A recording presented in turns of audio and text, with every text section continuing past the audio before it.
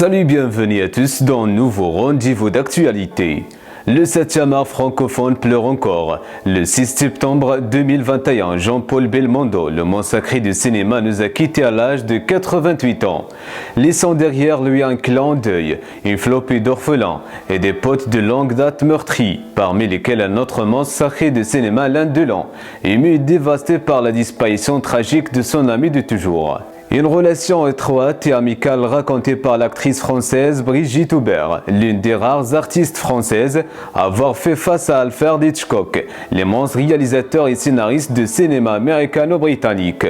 Pour le 13h15 le dimanche, Marie-Claire Cahen de Labzac, de son vrai nom, a en effet plongé dans ses pensées et dans ses souvenirs pour attester des liens d'amitié très forts qui unissaient depuis longtemps Alain Delon et Jean-Paul Belmondo, évoquant avec nostalgie sa première nuit avec le guépard.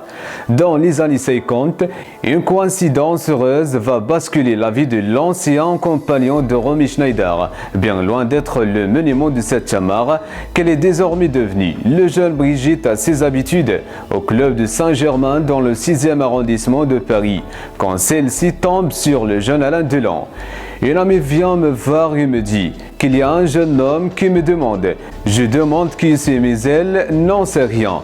Le surlendemain, elle a enfin donné son nom et je suis allé le voir. J'ai trouvé un jeune homme assis avec 3 verres de bière. Évidemment, elle était un peu comateux. Alors je lui dis on s'en va.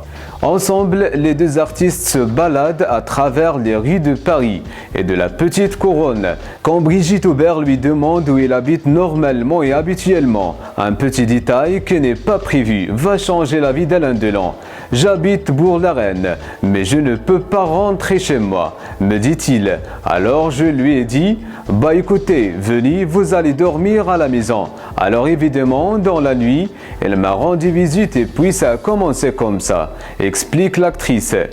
Pendant un certain temps, les deux amoureux se fréquentent très sérieusement sans vivre ensemble.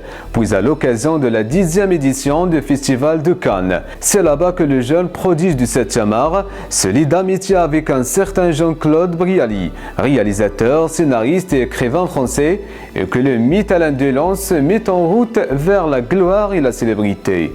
C'est la fin de ce rendez-vous.